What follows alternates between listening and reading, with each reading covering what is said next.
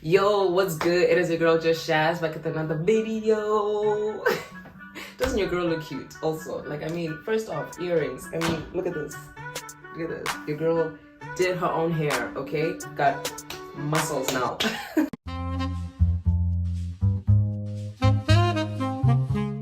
I always find it so weird doing these sit-down chit chats because vlogging, I feel like vlogging is a little easier because I can just walk around with my phone, do what I do. But when I sit down, I never know how to do a proper intro. But you know what? It's your girl Just Shaz. We're back with another video. Road to 500 subs. We are almost there. So a few days ago, I posted on my Instagram, of which if you don't follow me on my Instagram, make sure you follow me on my Instagram so you can, interact with me whenever I post on my stories. But I posted on my Instagram about what name people knew me by. So just to give context, I'm originally from Zimbabwe and I was born and raised there until I was 10. And then in 2008 and 2009, at the age of 10, we moved to the kingdom of Eswatini, aka Swaziland, where I lived and did one more year of primary school, did my entire high school, and then in 2018 is when I came to the United States to start uni. So in the 10 years that I was in Zimbabwe, I went by my first name, which is Tsitsi. And Tsitsi in Shona means mercy, which is just, I'm a very merciful person. I'm kidding. That's a joke. Tsitsi just means mercy in Shona. So I went by my first name, Tsitsi.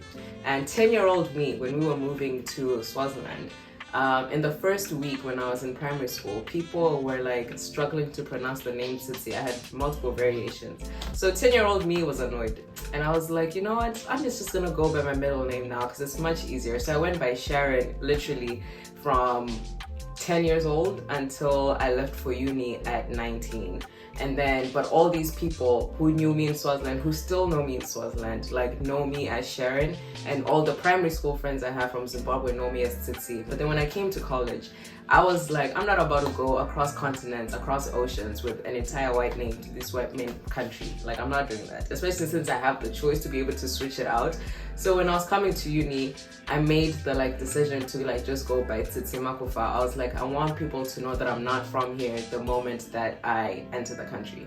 Because throughout my life, I've been going to international schools. So naturally, I've been speaking a lot more English than I've been speaking Shona. Because when we came to Swaziland, it was now English throughout, Shona speaking it at home. But then people always say my English sounded Black American, which now that I'm in America, I'm like, y'all really don't know how Black Americans speak. Because I do not sound like a Black American, but conversation for another day. So for me, I didn't want to come in as Sharon and then have people assume that I'm from here. So that's why I made the decision to do a whole identity reshift and come into college as Tsitsi. So literally everybody from college, I introduced myself as Tsitsi from Zimbabwe, although I've lived my life in Swaziland. So no one in uni knew my name as Sharon until you maybe went on Instagram or Facebook, because there I have Tsitsi Sharon Makofa as my name. So all of this is to say that my backstory is that I have people who've known me as Tsitsi from when I was in Zim, then people who've known me as Sharon when I was in Swaziland, and then people who've now known me as Tsitsi for the last 5 years when I've been in the United States. So what sparked all of this is I was on Instagram and then I commented, one of my friends recently got married. Engagement, we went to high school together, they got married, and I commented congratulations, and then they commented back and they said, oh, thank you, Sharon. And I was like, damn, when last did somebody call me Sharon? It felt so weird for a hot second. And then it got me thinking that when I was Tsitsi in Zim and then Sharon in Swaziland and then now Tsitsi in uni, have people has my personality changed throughout those shifts in names? Because when I came to college, thankfully I didn't come to a college where there were a lot of Waterford people or people from my high school who knew me as Sharon. And the couple of people that did know me as Sharon, when they came to uni, I just told them that, yo, I go by Tsitsi now, it is what it is, and then they just had to switch. So it really wasn't I had to tell 500 people that, oh, I now go by Tsitsi instead of Sharon. It's just that every new person I met, I was now Tsitsi. If you knew me as Sharon before, I just now told you up front that call me Tsitsi now when we're in the States kind of situation. So for me, it was not wondering am I known differently by the names that people know me by? And then when I'm on Instagram, like what kind of population kind of knows me? So all of this backstory is to say, when I started YouTube in 2020, I did it because I wanted to explore content. I've always been into creativity, and like I've always loved photography as a kid, like until I got my first camera in 2015. And I always loved drawing and art and painting. Like I used to like copy those SpongeBob SquarePants like cartoons, like Pop-Up Girls. I used to love drawing and painting. And then as I grew, like as my love for art and different art forms grew, I went from like drawing and painting to like photography, and then to like videography. So then and then poetry too, because I do write. And then I was thinking of like, what is one place that I can like have all of my creative interests just living? And then that's when the idea of YouTube came. I mean, it was COVID, everyone was sitting at home looking for things to watch, and at that point I was watching a lot of YouTubers, so I thought this was something that I could do. But then now the people that I advertise my YouTube like channel to were people on my Instagram, and people on my Instagram were people that I knew from like primary and high school or even uni.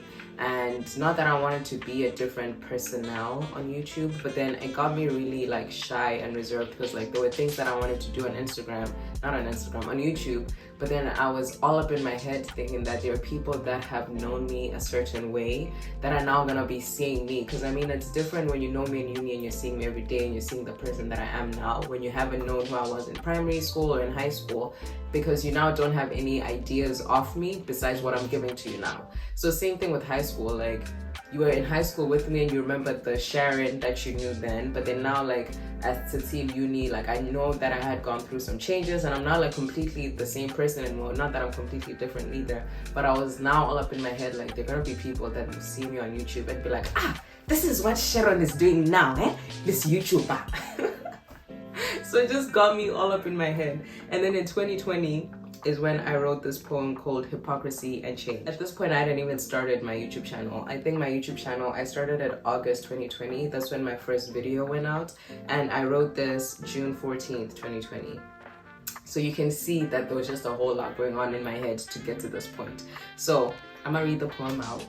It's called Hypocrisy and Change. And then just like let you in on my thought process that was going on, and then after that I'm gonna get through like the comments that people shared on my Instagram story when I asked about like, so I had a poll on Instagram where I asked people like what, like just to get a feel of like the Instagram followers that I do have, like how many people know me as Titi and how many people know me as Sharon, and like asking people what describe my personality in a few words to see if like the personality as Titi and as Sharon, are they the same or like are they different? Like what are the similarities and things like that? So before we do all of that, this is Hypocrisy and Change, written by me. June 14th, 2020. I finally realized why it's taken me so long to want to share my interests. The fear of going against the grain of an already established image that people have of me. Images of a me that I created somewhere down the line that may not be on the same path as the image of the me I am now. How does one avoid hypocrisy of self? I've recently learned to make peace with myself and the me that I am now, but I'm somehow not ready to let the world meet her yet. She's the type that will turn heads and screw minds, and they think, how did she do it? She's the type that will make you question when she changed and how she changed, and sometimes even wonder why she changed. And the answer to all those questions? Going through life without changing is like driving miles in a flat tire. The body of work is still the same, but the wheels needed a fix in order for a smoother ride, and that's all life is. Navigating through different roads in a way that best keeps the passengers at peace and comfortable. So that's me. I'm gonna change the tires as I go along, stop to repaint the body, switch up a few tires and tweaks, insert a few things now and again, and I'm going to evolve. So yes, I may not be the same person you met back when you did, and for your sake, I sure hope you're not either. Because what a shame that would be, for our paths to never cross again because I kept driving, whilst you merely just cruised on flat tires. So that was the poem. And I think it's so weird that I wrote this in 2020, and this is me like finally going through like reflective moments of it literally 3 years later in June 2023. Because I feel like when I wrote this, it was still the fear of like what people are gonna think, what people are gonna say, like once they see me doing this YouTube thing, you know, like are people gonna be like, oh, this is like so not in her element, why is she doing this? Or people gonna be like, oh, like Tsitsi used to be so bubbly and now this Just Shaz YouTuber person is just not bubbly enough. Are people gonna be like, I'm just calling for attention? Like it was just a lot of different things and fears that were crippling me essentially in terms of me starting my YouTube. And even now that I do have the channel, I feel like I've had ideas about content I wanted to do, but then the fear of being like, what are people gonna think about me being the person talking about this thing, you know? So it's not like I'm thinking about anything outside of the box or anything like that, but it's like, are people gonna, like the image of me that people have had, is that gonna fit the mold of like the me that I'm trying to be on this YouTube space? So it's just been a weird like thought process that was going on, and this is me reflecting now because I've realized that like it's okay to change, like it's okay to grow, like especially now that I've like graduated. I'm now like almost a full year, like in July would have marked a whole year since I started working full-time, and like I've been seeing a lot of different changes since like being a full-time student to now being a full-time professional, and finally getting used to accepting those changes as like part of growth and part of life, and not really taking them as like me being so far away from the person that I think I should be, as opposed to like growing into the person that I choose to want to be, if that makes sense. So I've been getting a little more like peaceful with that, and like being happy with the growth that I'm seeing in myself, like being better with the people around me, being better with myself, like not being, I don't know, too apologetic for the type of person that I am. So it was really nice to get like the responses that I did, like when I did the poll. So surprisingly enough, 66% of people know me as Tsitsi. And I guess that made sense, like even who voted, because the people that voted were mostly people that I met in uni or people that have known me the first 10 years of my life when I was in Zim. And then 34% of people know me as Sharon, which like was the, you know, the 2009 to like 2018 kind of time frame that I was in Swaziland. So that kind of really made sense. And then in terms of responses, I'm gonna read out a couple responses that people said in terms of like describing me in a few words. Like someone said beautiful soul, like ray of sunshine, soft but strong at the core. And I was just like, that is just very like, it's very sweet to like see how people think of you when they meet you.